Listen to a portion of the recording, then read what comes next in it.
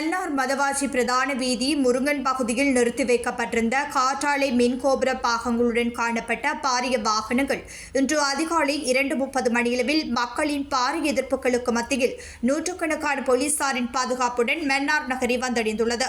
குறித்த காற்றாலை மின் கோபுரங்களுக்கான பாகங்களை மன்னார் நகருக்குள் எடுத்து வரக்கூடாது என்ற கோரிக்கையை முன்வைத்து கடந்த 3ஆம் தேதி இரவு மன்னார் தள்ளாடி சந்தியில் மக்கள் போராட்டத்தை முன்னெடுத்தனர். அதனைத் தொடர்ந்து நேற்று முன்தினம் மற்றும் நேற்று ஆகிய தினங்களில் மன்னார் பிரஜைகள் குழுவின் ஏற்பாட்டில் மக்கள் போராட்டத்தை முன்னெடுத்து வந்த நிலையில் நேற்றைய தினம் காலை மன்னார் பசார் பகுதியில் உள்ள வர்த்தக நிலையங்களை மூடி மன்னாரில் முன்னெடுக்கப்படவுள்ள 2ஆம் கட்ட காற்றாலை மின் உற்பத்தி வேலைத்திட்டம் மற்றும் மன்னார் நகருக்குள் கொண்டுவரப்பட உள்ள காற்றாலை மின் கோபுரங்களை கொண்டுவர வேண்டாம் என்ற கோரிக்கையை முன்வைத்து போராட்டம் ஒன்றை முன்னெடுத்தனர்.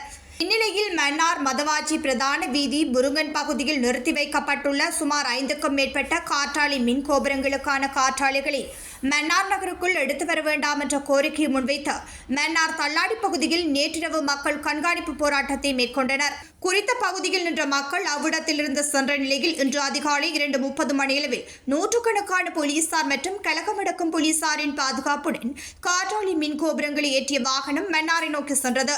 போராட்டத்தில் ஈடுபட்ட மக்கள் அங்கிருந்து சென்ற நிலையில் சிறிய அளவிலான மக்களே குறித்த பகுதியில் நின்ற நிலையில் போலீசார் அவ்விடத்தில் நின்றவர்களை அச்சுறுத்தி பலத்த பாதுகாப்புடன் மன்னாரை நோக்கி குறித்த வாகனம் சென்றுள்ளது. குறித்த சம்பவம் மன்னார் மக்கள் மத்தியில் அச்சத்தை ஏற்படுத்தியுள்ளமை குறிப்பிடத்தக்கது.